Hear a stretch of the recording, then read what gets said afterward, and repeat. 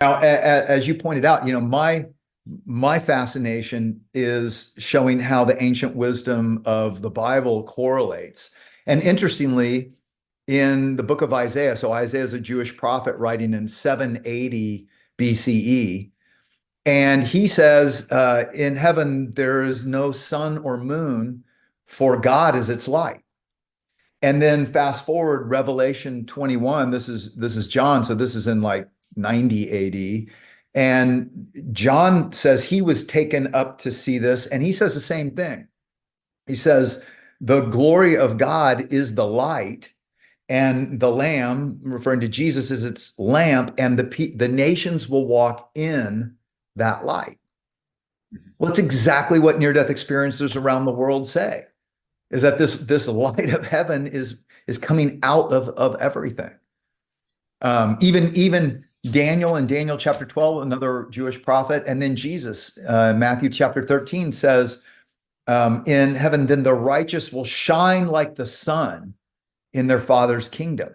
So that we too will have this light and life and love of God filling us and coming out of us. Well, that's exactly what a blind, this Debbie, this blind near-death experiencer reports. Yeah, that's amazing. It's very That's just interesting. three. So that's just three of my 10 points of evidence that, I find that most of the alternate explanations, they're not even trying to answer those questions. Like, how do you make sense of this? Mhm. We brought up a few common themes: the light, seeing deceased relatives, meeting God, or a light. What are some other common themes that arise? And I do want to tie a little bit more of what Jesus said in the Bible to what people experience. Well, yeah. So one of the things that near-death experiencers commonly say is, for instance, I talked about they have a spiritual body. Interestingly, Paul in the New Testament, I think, probably had a near-death experience. In the book of Acts, which traces Paul's journeys. And Paul, for those who don't know, he was Saul. He was a Pharisee. He was one of the ones that were anti-Jesus. And in fact, he was traveling around arresting the first followers of Jesus, putting them in prison, having some of them killed, because he thought this is blasphemy against God.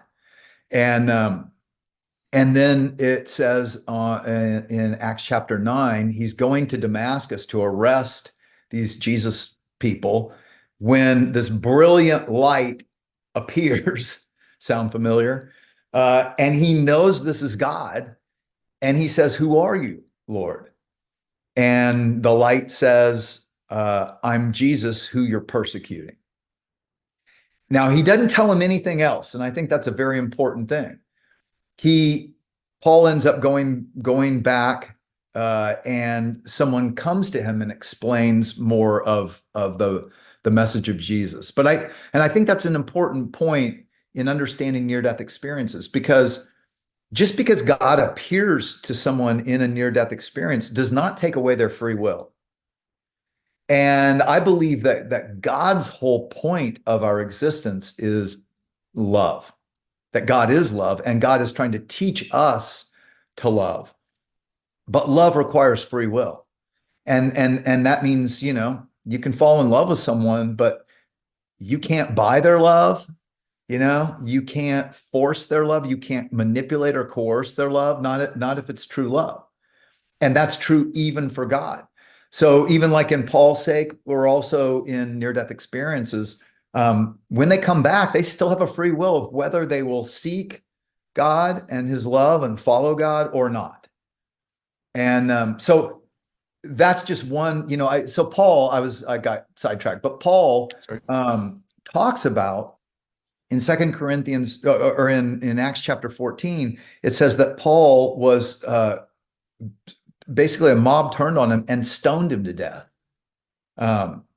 So he gets stoned with rocks. He gets stoned in Lystra with rocks and dragged out of the city and left for dead. And then it says, and then he got back up and goes back in the city. while they were all gathered around. And then he says in 2 Corinthians 12, 14 years ago, whether I was in my body or out of my body, I'm not sure. Only God knows. But I was taken up into the third heaven, and I saw and heard and experienced things inexpressible, some things no one is allowed to tell. And then Paul talks about this spiritual body having new powers, buried in weakness, raised in power.